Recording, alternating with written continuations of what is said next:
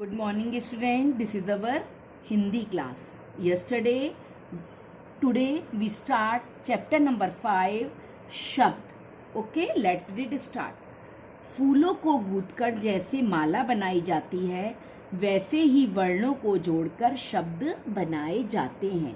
जैसे हम वर्ण बनाते हैं कि काला कल, तो क्या हो गया, ये एक शब्द बन गया. ऐसे ध्वनियों के ऐसे मेल को हम शब्द कहते हैं जिसका कोई अर्थ भी होता है.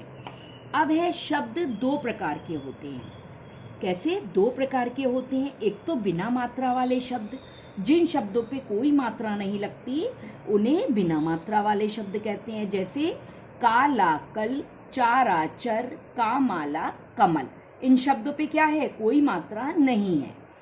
और एक होते हैं मात्रा वाले शब्द, जैसे दा, दा पे छोटी ई की मात्रा ना, दिन, का, ला, ला पे बड़ी ई की मात्रा कली, का, टा, टा पे आ की मात्रा कटा.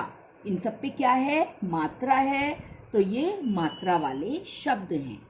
आप इन सबको पहचानते हैं और इनके नाम भी बता सकते हैं. जैसे ये शेर है, ये स्कूटर है, ये जग है और ये सेब है.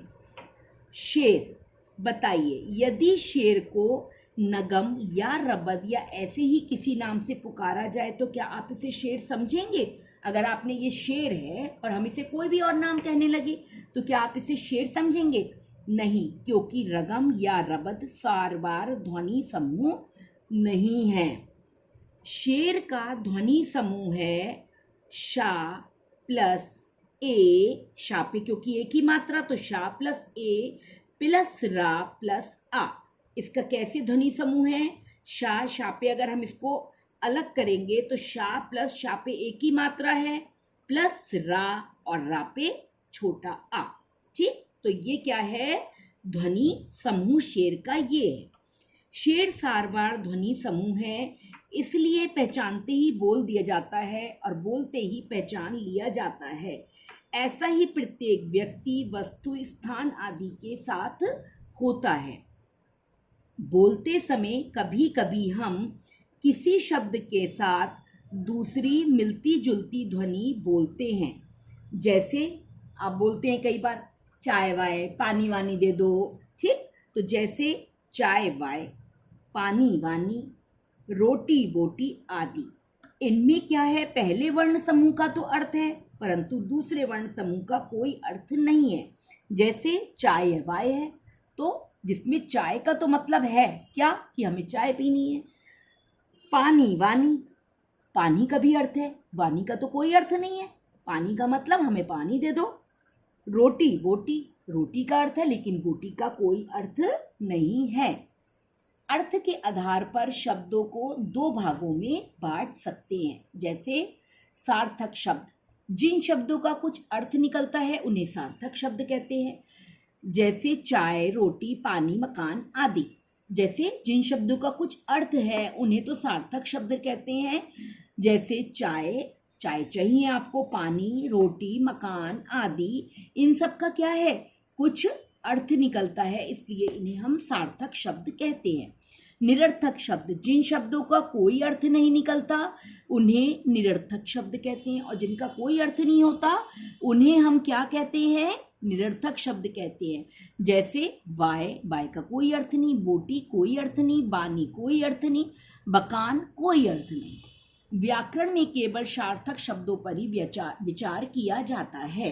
जो सार्थक शब्द होते हैं व्याकरण में हम उन्हीं शब्दों पर विचार करते हैं या उन्हीं का उपयोग करते हैं.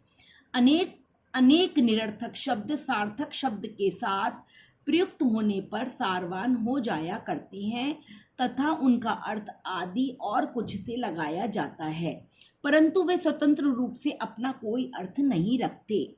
क्या अनेक बहुत से निरर्थक शब्द हैं, सार्थक शब्दों के साथ जब उनका प्रयोग किया जाता है तो उनका भी कुछ अर्थ सारवान हो जाते हैं वो, और उनका अर्थ आदि, जैसे हम कह देते हैं ना, पानी आदि, रोटी आदि और कुछ से लगाया जाता है, परंतु उनका स्वतंत्र रूप से अलग से कोई अर्थ नहीं रखते.